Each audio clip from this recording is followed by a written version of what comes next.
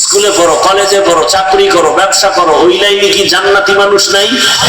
কত ডাক্তার, কত প্রফেসর, কত engineer, RAB, army, police, BDR, OC, BCSP, 5 ওয়াক্ত নামাজ পড়ে, 1 টাকাও হারাম খায় না। কথা বলেন না কেন? সেদিন এক জায়গায় গিয়ে শুনলাম পিওনো প্রতিদিন ফজরের নামাজ এক এক মসজিদে গিয়ে পড়ে। তার মানে সে যদি এক এক মসজিদে গিয়ে নামাজ পড়ে পিওনো, তা সে তাহাজ্জুদও পড়ে। কথা বলেন না কেন? তাহাজ্জুদের নামাজও আদায় করে একজন পিওনো। ওই স্কুলের যুবক,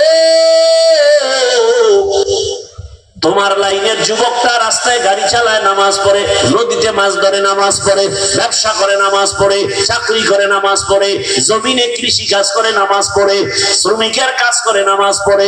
তুমি পারো না কেন? আর ওয়াজ দরকার আছে? এই ওয়াজ তো একটাই, তোমার মতো যুবক জেনারেল লাইনে থেকে যদি নামাজ পড়ে, স্কুলেও পড়ে, তুমি পারো না কেন? তোমার মতো লাইনের মানুষটা র‍্যাব, আর্মি, পুলিশ, বিডিআরের চাকরি করে নামাজ পড়ে, তুমি পারো না কেন? ও ব্যবসায়ী বাবারা, আপনাদের মতো ব্যবসায়ীদের মাঝে নামাজি নাই, তো আপনি কেন পারেন না?